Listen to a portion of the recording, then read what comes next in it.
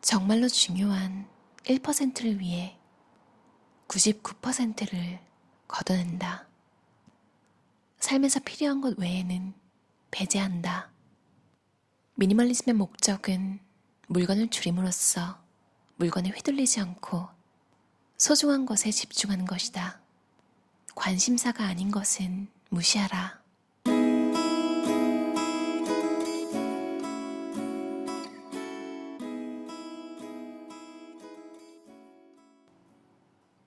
혹시 미니멀리스트인가?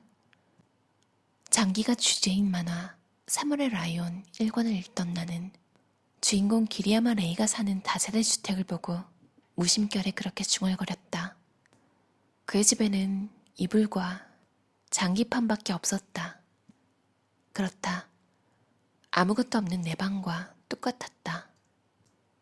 주인공 기리야마 레이는 중학생 때 프로기사가 된 신동이다. 수입원은 대국료이며 17세에 이미 연수입이 7천만 원이 넘는다. 그는 대국에서 이기기 위해서 날이면 날마다 장기 판세 연구에 몰두한다. 장기를 두다가 잠이 들고 아침에 눈을 뜨면 또 두기 시작하는 생활이 끝없이 되풀이된다. 베란다 밖으로 강이 내다보이는 커튼 없는 원룸에 사는 주인공은 시간을 단축하기 위해 뜨거운 물만 부으면 먹을 수 있는 컵라면으로 몇 끼니를 때운다.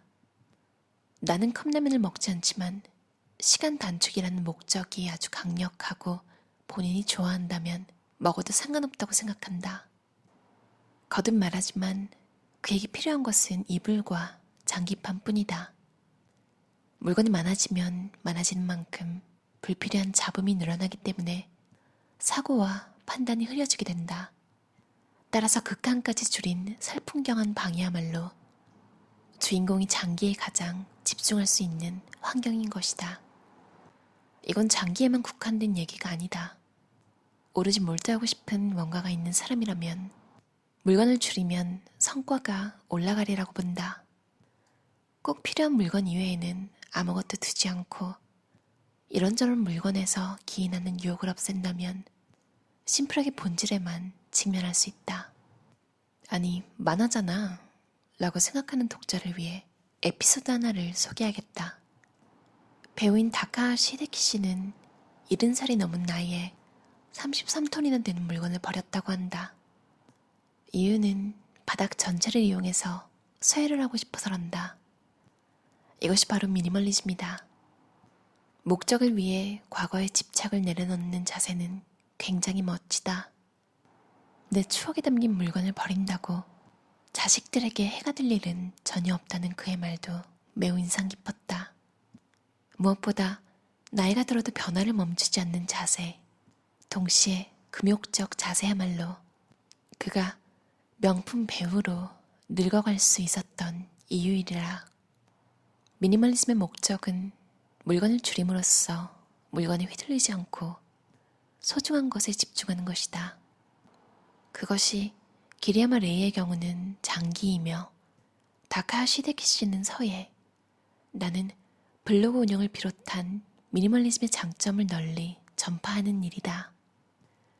분야를 막론하고 한 가지에 집중하여 결과를 내는 사람은 강하다. 미니멀한 공간은 몰두할 수 있게 하며 한 가지에 집중하면 결과를 낼 수 있다.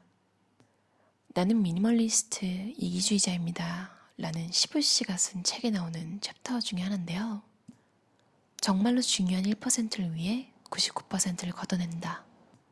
진짜 이 책은 어떻게든 다시 돌아오게 되는 것 같아요. 곱씹을수록 정말 모든 챕터가 되게 가볍게 읽었는데 점점 더 미니멀리즘에 대해 알게 되고 그리고 건강에 신경을 쓸수록 시부씨가 쓴 챕터 하나하나가 다 생각이 나더라고요. 요즘 탤런트 코드라는 책을 읽고 있는데 거기 나오는 내용이 이 챕터랑 되게 비슷해요. 거기는 좀 더 이렇게 장기를, 그러니까 특기 같은 걸 개발하는 게 더 세부적으로 나와 있는데요. 고정 마인드셋, 픽스드 마인드셋이라고 하잖아요. 그러니까 뭐 그냥 다 정해져 있고 나는 이만큼이 내 한계고 그런 걸 믿진 않는 것 같아요. 나는 미니멀리스트 이기주의자입니다. 이 책 챕터에만 봐도 이 시부 씨가 90년대생인데 70살이 넘은 배우가 뭔가를 배우고 발전하는 모습, 더구나 또 금욕적인 모습으로 발전해 나가는 모습에 되게 감명을 받잖아요. 참 읽으면 읽을수록 어린 나이에 참 많은 걸 깨달은 것 같아요. 그리고 되게 단호해요. 흡연자 아니신 분들 중에 사회생활 해야 되시면 이제 담배 냄새 싫어도 꼭 한 번은 그런 분들 만나게 되잖아요. 담배 피워도 괜찮나요? 그럼 거기다 대놓고 아니요 안 되는데요? 이럴 수 없잖아요. 그러니까 괜찮아요. 속으로는 완전 안 괜찮은데 싫은데 그래야 될 경우가 많잖아요. 근데 시부 씨는 딱 본인이 흡연자와 안 맞다고 생각하기 때문에 안 만납니다. 되게 극단적인 경우잖아요. 근데 또 생각해보면요.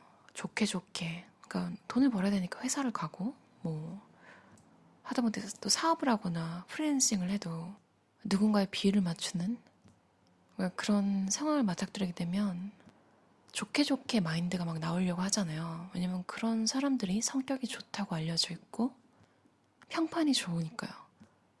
근데 뭐 진짜 그렇게 잘 사시는 분들도 있지만 뭔가 좀 집중해야 하고 혼자 해야 되는 일이 있고 특히 그런 인맥 관리보다 차라리 자기 실력 높이는 게 더 나은 분야에 있으신 분들은 차라리 시부 씨처럼 안 맞는 것들은 빨리빨리 쳐내는 게 장기적으로 봤을 때 더 낫더라고요. 뭐 좋게 이것도 좋고 저것도 좋고 적당 해서 잘 된 일이 있나요?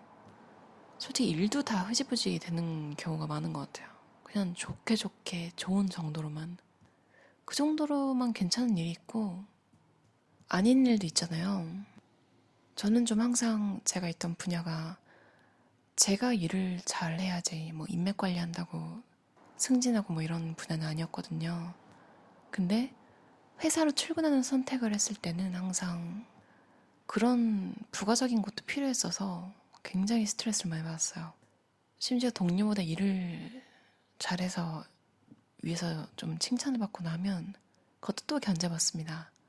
그런 것도 되게 스트레스였고요. 외국에서 일을 할 때는 그런 적은 없었던 것 같아요. 아직까지는. 오히려 일을 못하면 망하는 진짜 일만 잘하면 돼서 너무 좋아요. 쓸데없는 침묵 같은 거 굳이 안 해도 되고요. 외롭다고 하시는 분들도 있는데 저는 이게 좋은 것 같아요. 다음으로는 관심사가 아닌 것은 무시하라. 에픽테토스의 철학을 담은 새벽 3시라는 책에 있는 내용인데요. 번역은 정영목 씨가 하셨어요. 정영목 번역가는 제가 처음으로 소설책을 읽으면서 와, 이 문장이, 이 표현이 정말 신기하다. 어릴 때였거든요. 주라기 공원 읽다가 그 표현력들이 너무너무 신선하고 좋아서 와, 소설책이랑 문장이랑 이런 거 읽는 게 이렇게 재밌는 거구나. 이런 생각을 하게 해준 분이에요. 영화로도 나온 더 로드라는 소설도 정영목 씨가 번역하셨는데요. 그 책도 진짜 좋아요. 한번 읽어보세요. 심심하실 때. 물론 영화도 진짜 좋아요. 관심사가 아닌 것은 무시하라.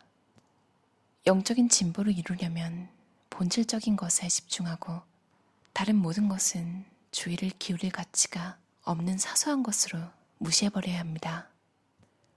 더욱이 당신의 관심사가 아닌 것에서 어리석고 단순하다는 이야기를 듣는 것은 사실 좋은 일이죠.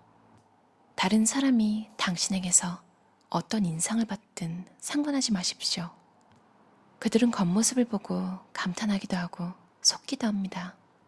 당신의 목적을 고수하십시오. 그것만이 당신의 의지를 강화해주고 당신의 삶에 일관성을 부여합니다. 다른 사람의 승인이나 칭찬을 얻으려고 안달하지 마십시오. 당신은 더 높은 길을 가고 있습니다. 다른 사람이 당신을 세련되고 독특하고 지혜로운 사람으로 보아주기를 바라지 마십시오. 오히려 당신이 다른 사람 눈에 특별하게 비치면 의심을 하십시오. 그릇된 자만심을 경계하십시오. 당신은 뜻대로 할 수 없는 일에 관심을 가지면서 당신의 의지와 진리 사이의 조화를 이루기를 바랄 수는 없습니다. 둘 중에 한 가지에 몰두하면 다른 것은 태만이하기 마련입니다. 사람을 조심해서 사귀십시오. 사람은 함께 어울리는 사람의 습관을 모방하기 마련입니다. 무엇이 가치 있고 무엇이 가치가 없는지 분간하는 훈련을 받지 못한 사람들은 의도는 좋더라도 당신에게 해로운 영향을 줄 수 있습니다. 어떤 사람이 당신에게 잘해준다고 해서 꼭 그 사람과 많은 시간을 보내야 합니까? 당신을 찾는다고 해서 당신이나 당신의 일에 관심이 많다고 해서 꼭 그들과 사귀어야 합니까? 친구, 동료, 이웃으로 사귈 사람들을 선별하십시오. 그런 사람들은 당신의 운명에 영향을 줄 수 있습니다.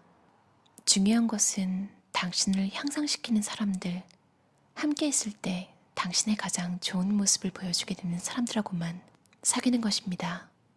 하지만 도덕적 영향은 쌍방향이라는 것을 잊지 말고 우리 역시 함께하는 사람들에게 우리의 생각, 말, 행동으로 긍정적 영향을 주도록 해야 합니다. 스스로 모범이 됨으로써 다른 사람에게서 가장 좋은 모습을 끌어내는 것을 당신의 의무로 여기십시오. 에픽테토스는 서기 55년경 로마 제국의 동쪽 변방에서 노예로 태어났다. 인간은 삶이 아니라 오직 삶에 대한 반응만 통제할 수 있을 뿐이라고 강조했다. 좋죠. 명상록을 쓴 마르쿠스 아우렐리우스도 에픽테토스의 저자였대요. 저도 에픽테토스가 좋은 이유가 항상 강조하는 게 내가 통제할 수 있는 일인가? 그렇다면 뭔가를 하고 통제할 수 없는 일이면 잊어라, 내 일이 아니다. 이런 마인드 같은 거 필요할 때 되게 도움이 돼요.